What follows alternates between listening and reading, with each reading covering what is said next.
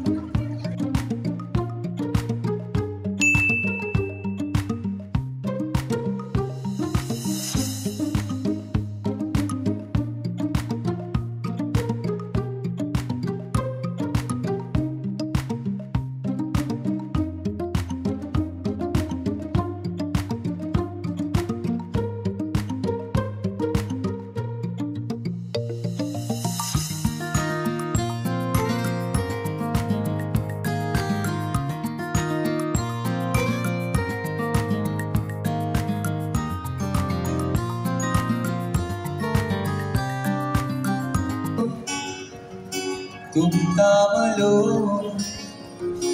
ओ मेहरबान, कल हो न हो